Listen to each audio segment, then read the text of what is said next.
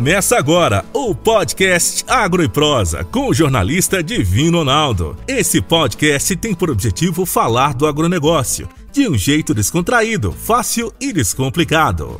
Com vocês, Divino Ronaldo e o Agro e Prosa. O meu entrevistado de hoje é Cléo João Mielewski, engenheiro agrônomo e proprietário da CJ Agrícola. O tema da nossa entrevista será Preparativos para a Safra 2021-22.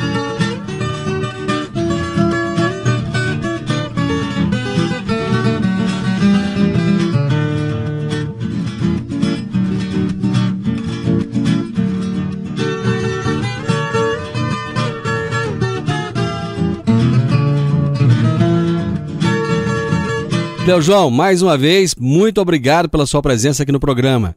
Boa tarde, Divino. Boa tarde a todos os ouvintes do Morada do Campo.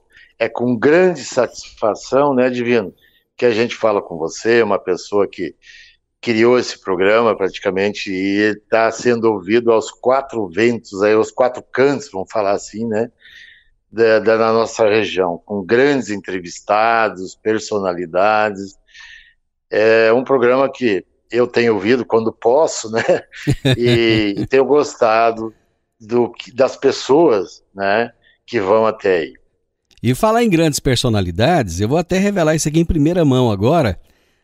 Nesse mês de abril, eu terei um especial com uma grande figura brasileira, que é o nosso eterno ministro da Agricultura, que foi indicado ao Prêmio Nobel da Paz. Você sabe quem é? Alisson Paulinelli. Alisson Paulinelli. Então eu vou ter um especial muito bom com Alisson Paulinelli. Eu espero que você tenha a oportunidade de ouvir, tá bom? Nossa Senhora, esse foi um grande ícone nosso do agro, de tudo, né? Ele proporcionou nos anos 70, eu acho, né, Divino, por aí, né? Isso, exatamente. Você vai ouvir a história dele. Na realidade, é um especial que já está até gravado. Eu tive a oportunidade de conversar com o Alisson Paulinelli durante 1h30. Isso vai virar 3 programas. E eu vou trazer aqui, depois você vai saber direitinho. Bom, mas vamos falar dos preparativos para a safra 2021-22. O pessoal fala o seguinte: o agro não para. O pessoal acabou de colher, tem gente que nem terminou de colher ainda, né? E plantar o milho, já estão preparando a próxima safra? Como é que é isso, Cléo? Pois é, esse ano nós tivemos algumas intempéries lá no início do plantio dessa soja que está se findando agora aí, né? Quase entrando em abril já, né?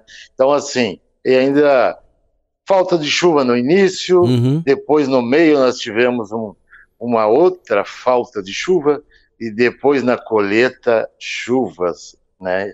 Muita chuva. E o que a gente percebeu? Foi um ano muito bom de produtividade, Divino. Um ano muito bom de produtividade. Talvez, assim, ó, nós tivemos... Eu não sei, assim, eu estou falando por mim, das pessoas, dos meus clientes que eu atendo e converso muito diariamente com outros produtores, talvez seja um ano que nós tivemos as melhores produtividades dos últimos 30 anos, dá para até falar assim, né? Então nós estamos começando já os preparativos, a safrinha praticamente plantada também, né? E já pensando na nova safra 21-22, que será plantada com soja no final de setembro e início de outubro, né? Então, já pensando no quê? Primeiro passo que eu vejo importante, a todo ano, Divino, a gente aprende grandes lições. Por ser um pesquisador, um agrônomo que vivencia o campo aqui por muitos anos, e a gente sempre vai vendo o que de melhor e o que esse ano, que sucesso que nós tivemos em produtividade esse ano. A gente vai pontuando algumas coisas e vai reduzindo esse monte de coisas, né? Em apenas talvez 3 ou 4 que estão fazendo assim, resolvendo o nosso problema de produtividade, né? E o que você percebeu de diferente nesse ano, Cléo? Eu vou até começando assim pela ordem de importância. Primeiro passo, ter um solo bem preparado, um solo bem fertilizado. Falar em perfil do solo, hoje ele ganhou um espaço tão grande, Divino, né? Preparar esse solo mais profundamente, né? Perfil é fazer um perfil do solo realmente até 40 centímetros. Né? Quando vai abrir uma área, por exemplo, uma área de pastagem, que vai, esse ano, inúmeras áreas de pastagem vão migrar para a agricultura, né? Tanto aqui em Rio Verde quanto nas cidades circunvizinhas e cidades até mais distantes, né? Exatamente. A gente já está percebendo esse avanço pelo momento que o agro está vivendo, né? Em termos de preços, e talvez aí a médio a longo prazo nós vamos ter esses momentos bons aí pela falta de alimento que nós temos no mundo hoje. Então esse avanço em áreas de areia, em áreas de argila menor, né, até 20%, vamos falar assim, é uma ordem muito crescente. Então, assim, quando um produtor pega uma área de pasto, primeiro passo, o que ele tem que pensar? Primeira coisa, fazer uma boa agricultura de precisão. E a gente percebeu as pessoas que entraram nessa tecnologia alguns anos atrás, e as que estão entrando recentemente, de 3 anos para cá, é as que estão mais produzindo. Então, assim, trabalhar com perfil profundo, com grades pesadas, botar esse calcário lá embaixo a 40 centímetros de profundidade, colocar esse gesso também, não a 40, mas usando uma grade intermediária também, né? Fazer um bom perfil do solo. Então, essa agricultura de precisão, que nós vivemos momentos felizes e tristes, como no céu e no inferno, a gente tem percebido que agora ela ganhou um espaço tão grande, e eu tenho escutado de produtores, aonde estou, não tem mais jeito de ficar sem ela, não tem. São relatos de produtores pequenos, que plantam 100 hectares. Certo. Falando isso, né? Isso eu escuto diariamente, que a gente está no campo todos os dias, e encontra pessoas falando isso. Então, buscar a tecnologia, buscar agrônomos, técnicos que realmente dominam essa técnica, né? O produtor é importante que procure essas empresas e faça um bom trabalho. Isso seria, assim, praticamente o primeiro passo, primeiro passo, né? Trabalhar com um bom perfil do solo. A gente poderia dizer, só ainda falando um pouco do solo, Cléo, a gente poderia dizer então que, baseado nesse conhecimento, em tudo que você viu, não existe solo ruim, existe solo mal trabalhado, é isso? Exatamente, Divino. Se nós voltarmos um pouco na história, talvez nós vamos dizer assim, eu não quero entrar em areia, já quebrei na areia, eu escutei muito isso. E hoje eu estou vendo muito sucesso de agricultores plantando em áreas mais arenosas, porque essa tecnologia, a gente está dominando ela, vamos falar assim, dizer está dominada? Não, estamos dominando. Nós temos relatos de produtores esse ano que chegou a produzir 78 sacos por hectare, tá? A gente pode dar nome e até telefone dele, ele me permitiu isso, né? Que produziu 78 sacos de soja por hectare numa área de abertura, né? Isso em que região? Aqui é Tupaciguara, né? Uma região um pouco mais distante. Nós temos relatos. Tupaciguara é Minas. Perdão, aqui para frente de Cachoeira Alta. Paranaiguara. Paranaiguara. Então, assim, que está entre Cachoeira Alta e Paranaiguara. Certo. Está ali naquele meio ali, né? Que não é uma região tradicional de agricultura. Não é. Nós temos relatos de produtores, e eu atendo alguns produtores na região de Aporé. Ninguém queria nem passar em Aporé. Hoje nós temos uma migração muito grande e uma abrição, vamos falar assim, esse termo, uma abrição de área muito grande nessa região do Tumirim, Aporé, ali naquela região. Então se dominou essa tecnologia do plantio em áreas mais arenosas, vamos falar assim. Uma coisa que eu quero... E o que a gente... Eu quero verificar, eu vou fazer um intervalo agora. Na sequência, eu gostaria de tirar uma dúvida com você em relação aos veranicos nessas áreas. Agro e Prosa.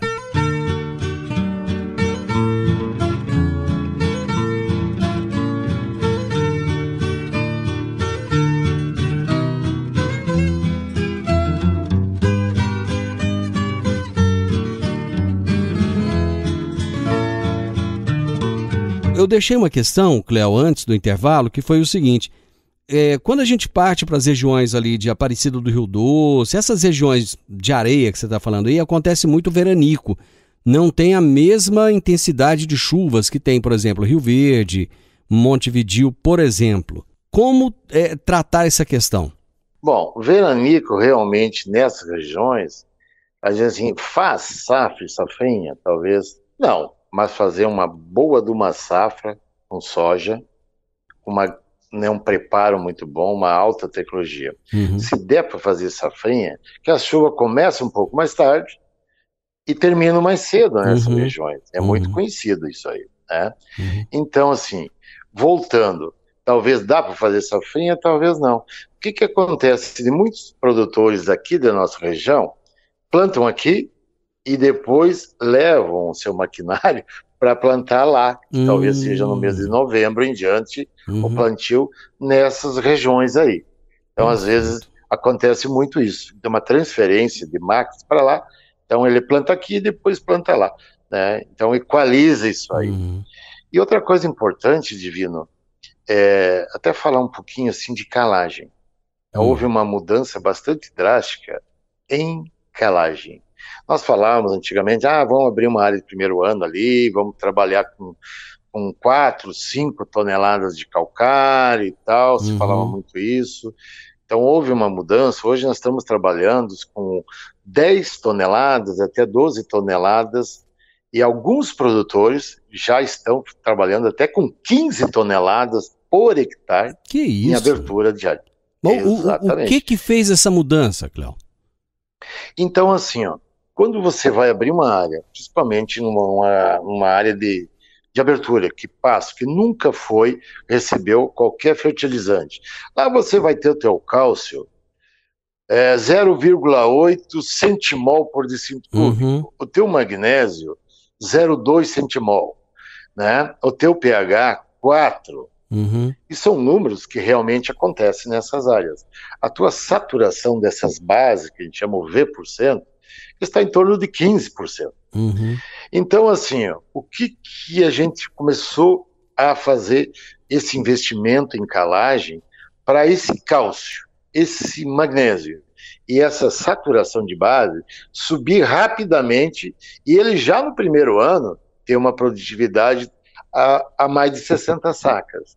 E ele paga todo o investimento. Ou seja, você está cortando aquela acidez do solo ali já de uma vez, praticamente. Rapidamente. O que a gente percebeu? Então, assim, uma vez nós partimos com pouca quantidade de calcário, e depois no segundo ano colocar calcário de novo, terceiro de novo, quarto ano de novo. Se somar do primeiro até o quarto ano, o produtor todos os anos estava colocando calcário. Então, assim, já na abertura, fazer uma aplicação de calcário, uma quantidade que talvez ele vai por 2 a 3, até 4 anos sem colocar calcário novo. E ele coloca numa única vez essa quantidade, né? E com esse preço da soja que está hoje, isso justifica fazer, né? Justifica fazer. Mas esse calcário, ser incorporado com grades pesadas, de 38 a 40 polegadas, né? Tem até produtores trabalhando com grades maiores de 40 polegadas. Ou realmente fazer um perfil do solo, né? Então, assim, houve essa mudança de uns anos para cá, e o que a gente viu? A produtividade está saindo já no primeiro ano. Nós falávamos sempre no primeiro ano produzir 40 sacas. Hoje nós estamos buscando 60 sacas para cima. Pagando todo esse investimento alto que é feito no início. Talvez já pagando esse calcário, que a gente dilui ele em 3, 4 anos, já no primeiro ano, com esse preço da soja de 150 a 160 reais. Isso nos permite fazer isso. E a gente percebeu que nós conseguimos dominar essa tecnologia. Não está assim, vamos dizer assim, está todo mundo fazendo isso? Não. Tem alguns produtores, né, que estão fazendo isso. E outros estão percebendo como eles estão produzindo. Ô Cléo, uma questão que eu acho que a gente precisa de entrar também, até porque o nosso tempo ele vai embora muito rápido, é a questão da plantabilidade. Então, ele faz o perfil de solo, já tem um solo ali bem trabalhado, já colocou uma quantidade grande de calcário. Como é que entra aí a questão da plantabilidade? Seria um segundo fator divino importante. A gente vem trabalhando muito sério em plantabilidade, marcas de plantadeira. Nós hoje avaliamos a John Deere, a Stara, a Momentos, a plantadeira nova aí da GCO, a Jumil, a Baldan, a Tatu, a Vence Tudo, essas plantadeiras que estão plantando na nossa região. E a gente fez um trabalho de plantabilidade e nós tivemos umas avaliações que a gente ficou assim, plantadeiras produzindo até 16 sacos a mais que outras. Então hoje é muito importante, quando o produtor vai adquirir uma plantadeira, buscar plantadeiras que tem bastante tecnologia embarcada nela. Né, que permite uma distribuição horizontal e vertical e um corte dessa palhada para não envelopar a palha, plantadeiras que conseguem ter pressões suficientes para tirar o ar do sulco, né? Isso é um assunto para falar durante 4 horas, basicamente. Pois é, mas quando ele vai comprar, é a mesma coisa quando você vai comprar um carro. Então você vai, eu vou até citar umas marcas aqui aleatórias, você vai na Chevrolet, você vai na Fiat, você vai na Renault, você vai na... Enfim, você chega lá, a impressão que dá é que os veículos mudam basicamente o modelo, mas parece que a tecnologia embarcada é mais ou menos a mesma coisa. Com a plantadeira não acontece mais ou menos isso? Do produtor olhar 5 marcas e parece que tudo tem a mesma coisa? Não. Quando a gente se especializa, e eu estou muitos anos olhando essas marcas, são praticamente 12 marcas de plantadeiras que a gente até... Aí... Hoje até mesmo aconteceu um caso, o produtor tinha uma plantadeira antiga, velha, assim, Cléo, eu não posso comprar outra, não tenho dinheiro, vai ter que ser essa. Eu vou fazer o teu trabalho, mas quem vai plantar é essa plantadeira aqui. Então o que nós vamos fazer? Uma boa de uma regulagem, começa num disco de corte novo, amolado para não envelopar a palha, disco de 20 a 22 polegadas, disco grande, né? Começa por ali. As molas são trocadas, que dão pressão no carrinho da semente. No dosador, se for uma plantadeira com disco convencional, ela vai ser toda desmontada, toda trocada. Se for uma plantadeira a ar, talvez vamos colocar um titânio, um selênio, ou às vezes até um dosador de semente, que é o Precision Plant, que é um dosador de última geração, né? Que faz essa colocação de grão a grão. Então, assim, vai ser essa plantadeira, mas nós vamos ajustar ela gastando o suficiente. Talvez ele não tenha recurso para comprar uma nova. Hoje nós temos plantadeiras aqui de 2 milhões de venda. Uma plantadeira, 2 milhões, é isso mesmo. É muito dinheiro. Mas às vezes é muito dinheiro, mas às vezes o produtor não tem essa condição. Então, lá no barracão, lá no galpão dele, nós vamos ajustar tudo isso aí, deixar ela plantando de verdade. O que a gente vê no campo hoje? Os produtores usando tecnologia, usando produtos, insumos de boa qualidade, e na hora de plantar, ele não faz um bom plantio com uma qualidade boa. A produtividade não aparece. Ela não aparece, de verdade. Ela ficou tudo escondida naquele equipamento que chama-se plantadeira. Ela se esconde tudo ali. E a gente começou a verificar isso, tanto assim que ela passou em segundo lugar. Primeiro solo, segundo plantadeira. E depois vem variedade de soja. Então, assim, esses 3 pontos fundamentais, a gente viu que faz a diferença na produtividade. Agro e Prosa, falando do agronegócio de um jeito descontraído, fácil e descomplicado.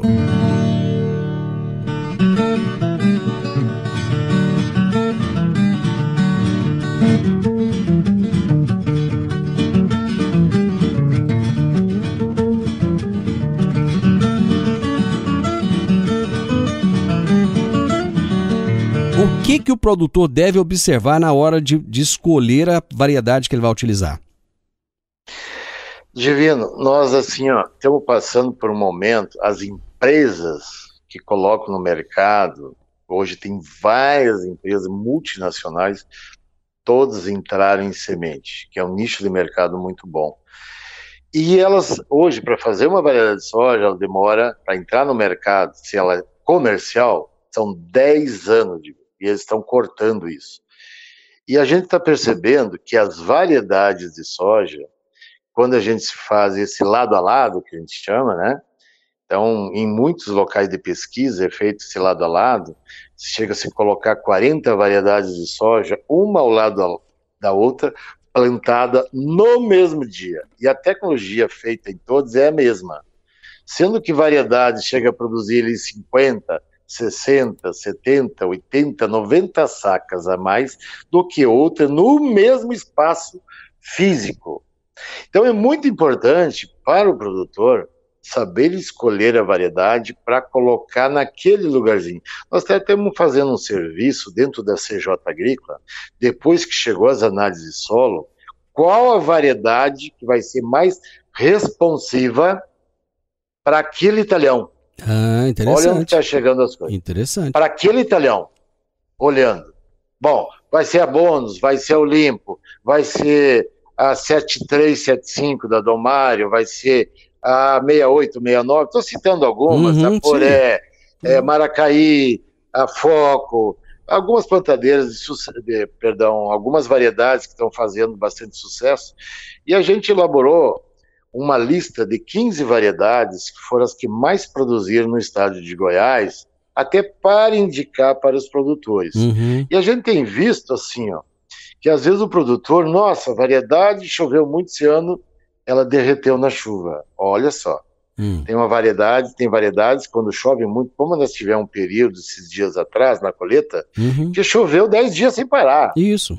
E essa variedade é muito produtiva e ela não aguentou o excesso de chuva e o peso dela caiu drasticamente, a produção foi reduzida. Então a gente vai aprendendo também com os anos. Por exemplo, tem variedades que não aguentam um período de 15 a 20 dias de seca. Ela cai muito a produção. E também excesso de chuva depois do período que ela secou. Né? Então a gente vai percebendo e vai eliminando essas variedades, né, para indicar para o produtor uma variedade que aguenta estresse hídrico, falta de chuva e também o excesso de estresse hídrico. E variedades que têm um potencial genético de produtividade. E a gente vai vendo, hoje estão, assim, talvez eu vou chutar um pouco esse número de vinho, mas são plantadas aqui na nossa região, talvez umas 50 variedades de soja. Pode acontecer de você, de repente, indicar para um produtor, falar, olha, essa variedade aqui, para o seu perfil ali da sua região, perfil do solo, isso aqui tem tido altas produtividades. E ele planta e não tem bom resultado? Pode acontecer?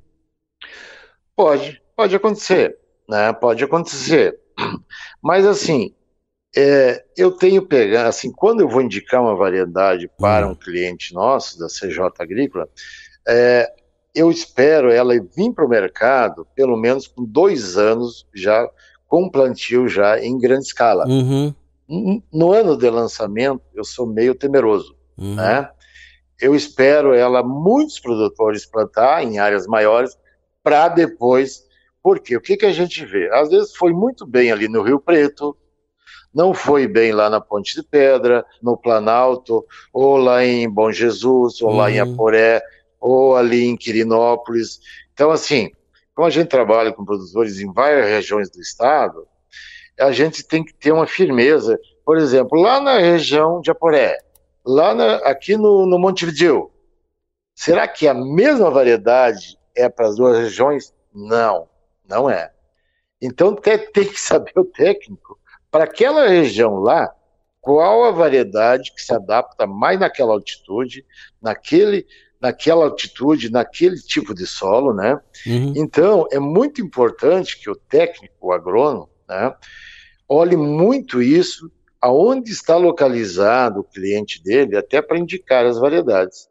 E a gente tem visto que a variedade, a plantadeira e o preparo do solo tem influenciado, divino assim, dá para encher a boca e falar 90% 90% do sucesso da sua produção. Como é que está o produtor aqui em termos, por exemplo, das pulverizações, controle de pragas e doenças? O produtor tem trabalhado certinho isso? Divino, nós tivemos um período há 16, 17 anos atrás, em 2004, foi o cancro da haste. A partir desse momento, houve uma evolução de 2004, a ferrugem asiática, em 2004. Nós aprendemos muito essa parte fitotecnia, que as pulverizações, que é controle de pragas, de doença, de ervas daninhas, né? Houve uma evolução. E o que eu tenho visto? Que essa parte de produtos químicos para controle desses três itens citados, o produtor já está fazendo bem. Pulverizadores bons, pontas, bicos de pulverizadores, dosagens, já tem pulverizadores hoje fazendo taxa variada, bico a bico. Bico a bico, fazendo taxa aplicada, desligamento de bico a bico. Isso foi uma evolução muito grande nessa área de pulverização. Eu não vejo aí grandes problemas. O produtor hoje está fazendo muito bem, ele dominou essa tecnologia. Eu não vejo mais lavoura suja, com ervas, lavoura com pragas, lavoura com doenças, de uns anos para cá. Eu não estou vendo. Às vezes até, se ocorrer um problema ali, talvez ele não pôde aplicar, porque choveu muito, mas não por culpa dele. Ele não conseguiu entrar na área, nesse talhão, por exemplo, ou naquele lugar do talhão. Então, essa tecnologia de pulverização, eu vejo que não está fazendo mais a diferença. É o mínimo que o produtor tem que fazer. Lavoura sem praga, sem doenças e sem ervas daninhas. E isso eu vejo que eles estão fazendo muito bem. Já se dominou-se essa tecnologia divina. Bacana, Cléo. Foi uma aula, hein? Você conseguiu resumir um assunto, como você disse, só cada item desse aí você pode falar 4 horas a respeito disso, mas você conseguiu resumir e trazer para a gente aí nesse tão curto tempo aquilo que o produtor realmente precisa de focar. E é por isso que eu gosto de trazer você aqui, Cléo, porque você tem conhecimento e você sabe transmitir esse conhecimento. Muito obrigado por atender meu convite mais uma vez. Obrigado aí, Divino, obrigado a todos os ouvintes, teu programa com bastante sucesso aí, né, a gente tem ouvido falar muito por aí, né, em pouco tempo, né, Divino, tá quanto tempo aí? Graças a Deus, né? Começamos em julho do ano passado, né, ainda não tem um ano.